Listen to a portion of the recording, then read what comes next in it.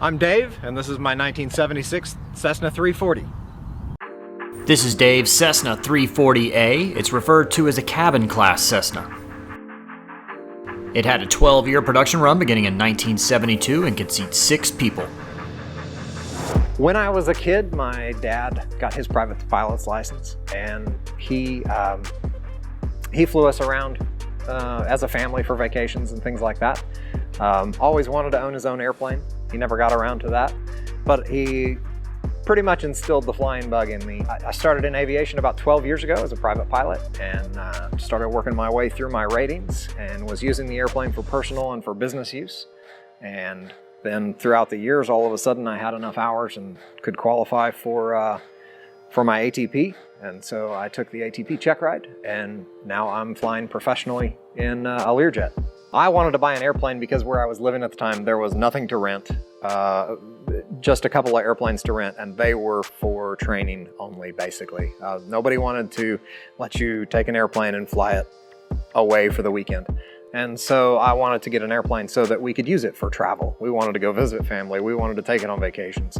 This is not the first plane we purchased. We started with a 172, and I did my instrument rating in that one and built ours. And then we upgraded to a Piper Lance and had it for about 10 years. And then our mission changed a little bit, and we needed to be flying more at night and in more inclement weather. And so that's when we upgraded to the 340. Well, for that mission, when we were flying night and any weather, the thing that really changed for us was having that second engine. And so having the redundancy of the engine, being able to climb through icing if we were to get into it, having boots, having hot props, was a comfort in that time when we were flying in more challenging missions. When we first bought the airplane, we used it for business, and we used it to move my wife and I to, we used it to move her to and from work in a 3-state area, and that has changed for her, and so now we use it for personal travel. Positives and negatives of a 340. Having 2 engines, so you have that redundancy.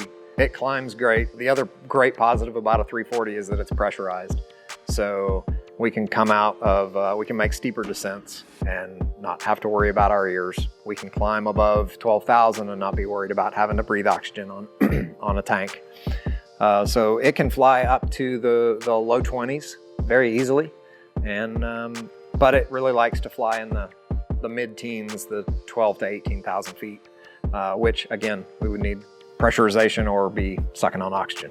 The negatives of the airplane are the 2 engines and the double maintenance, and the just as a pressurized airplane, it definitely has a higher maintenance cost. So, taking care of the airplane is probably the biggest negative to it.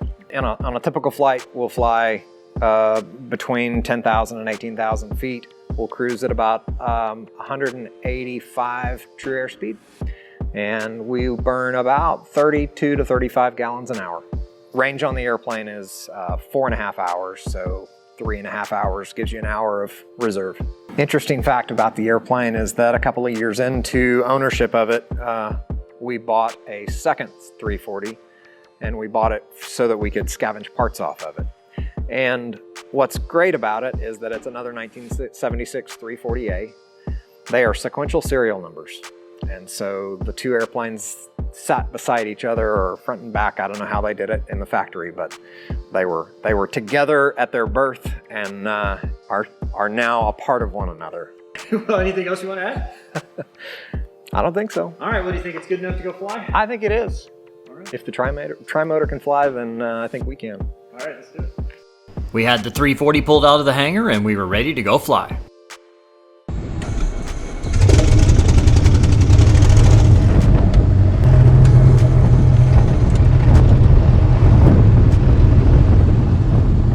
Nice and quiet in here. It is very quiet. I guess pressurized cabin, yeah? Pressurized, and the engine's out there, and and the headsets help. Yeah. But I mean, even without the headsets, it's nice and quiet. Yeah, it really is.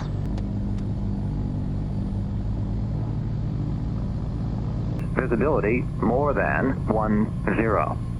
Sky condition overcast at 4,200.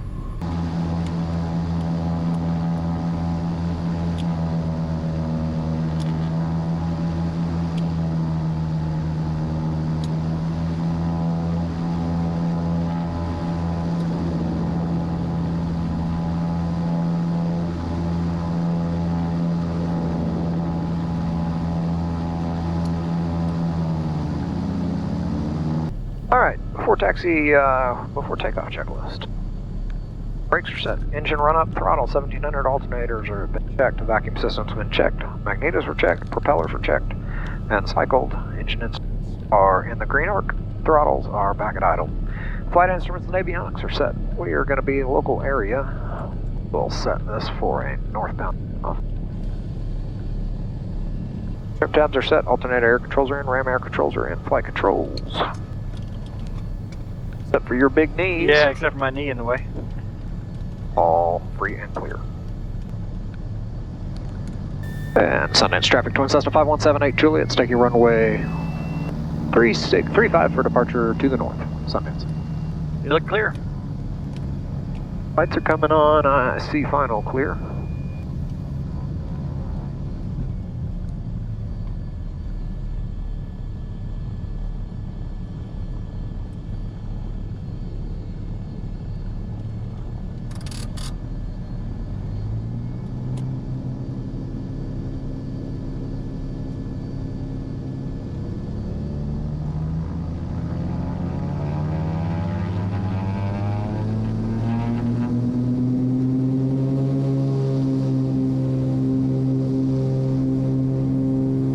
Airspeed's alive.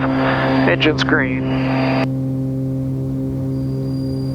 85. Rotate. Positive rate. Pull it up. That's some pretty good acceleration down the runway. It does. It'll throw you back a little bit. Yeah.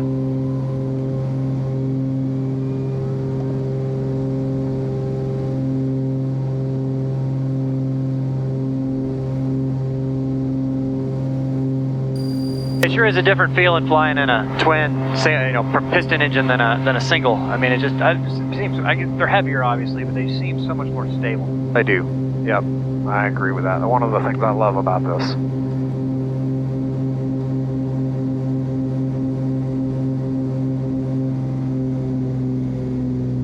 So your turbochargers are automatic in this? Yes.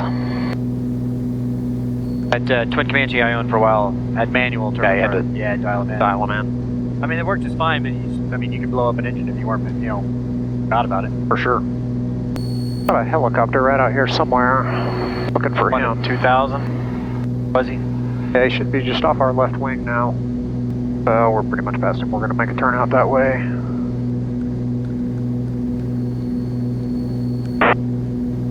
He's like 1,000 feet below us now. Yeah, you got TCAS on there. Yep, ADS-B in. ADS-B. Yep. Was that an expensive fix, trying to get the ADS-B compliant? Not really. Yep. I mean, this was, it's all, we just swapped out a transponder, and I think it was about $5,000. Yeah. I've heard it's even less expensive these days. Well, you got to get a new transponder, but they have nav lights that have an antenna in it. Right? Although those guys just got sued. Oh, did they really? Yeah. By who? By Garmin. Oh, well. I'm hoping that they're going to be able to stay in business. Like saying they're taking proprietary stuff? Yeah, it was a patent lawsuit. Yeah, it's a nice, comfortable. I mean, if you're doing a long cross country, you can't get much better than this. That's for sure. It is a very comfortable airplane. Yeah. And I mean, yeah, it's just so much room back there. I mean, you could take, the other person can go back there and sleep. Yep. And then, it's got a table, so you can set the table out, eat, or set a computer on it. How do the kids do on it? It's second nature to them? They get back there, first of all, they say, we gotta fly, we can't drive. We should just do a road trip. Oh, man. Not something they think is cool anymore. But so they get back there and turn on their music, and as soon as we get up in the air, they're like, can you isolate yourself? So I have to isolate the intercom so that I don't have to listen to the radio. So is the pressurization on this, is that manual, or you get the control knob? It's got a controller, and you just set your altitude that you're taking off from. And once you take off, you dial it up to the altitude you're going to climb to. Right. And then once you start descending, you just dial it back down to your landing altitude. So the challenging thing about flying a turbocharged engines is that you can't just yank the throttles back and descend at whatever rate you can, like we do in the jets. Right. And you do the same thing not as big of a deal in a non-turbocharged piston, but you want to cool the engine down slowly. Right. So about 12 minutes before we land, I'm starting to pull the power back a little bit at a time, and that way, as we descend, we're cooling the engine down. Right. Getting it nice and ready. Sundance traffic, Twin Cessna 5178 Juliet, 6.5 miles to the northwest, 3,200. We're inbound for left traffic. 36, we're going to stay well to the west of the field, so shouldn't be a problem for the helicopter. Sundance traffic, helicopter 882 Kilo Charlie has you in sight. Sundance traffic. And Sundance traffic, 5178 Juliet. We're going to just stay on this downwind for a little bit. We'll let you get back in and shoot another one. We'll make a 360. We're just out enjoying the flight. First notch of flaps.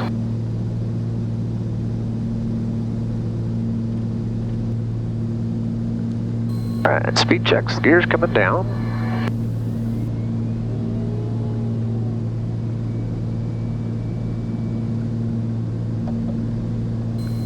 Free gear. No, free green, no red.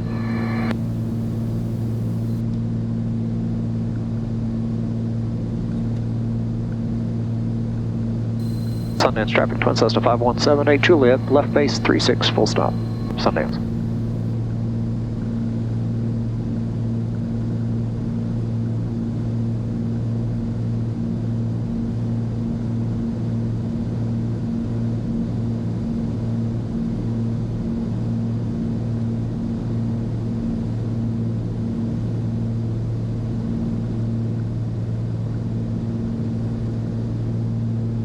Final looks clear. Yes, it does.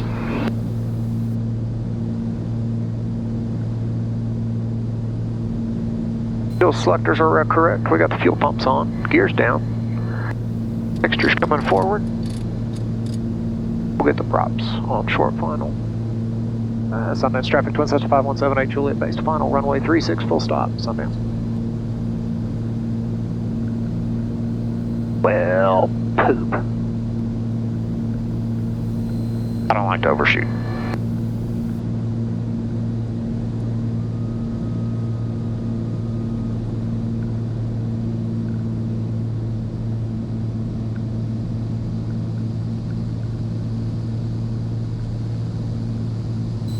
I've made the runway, full flaps. Better.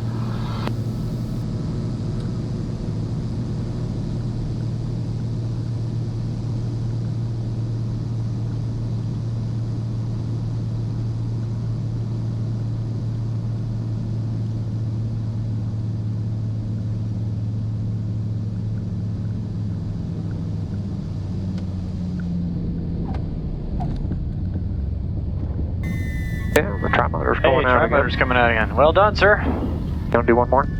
That's right.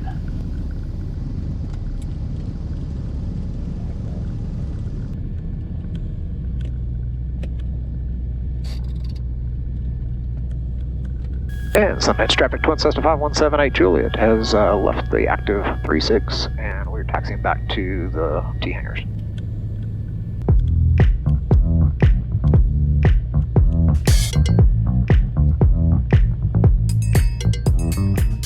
All right, hey Dave. Thank you, sir. You're welcome. It was nice. I love flying in twin airplanes. It's just nothing quite like it. So. It was a pleasure. Hey, thank you. All right. All right, thank you for watching another episode of Flying Doodles. If you really liked it, please give us a like and a thumbs up and subscribe and all that stuff. It really helps out. And also, if you really enjoyed it, please consider becoming a patron at patreon.com/flyingdoodles. And then if you would like for us to take a look at your airplane next, send me a message on the link below.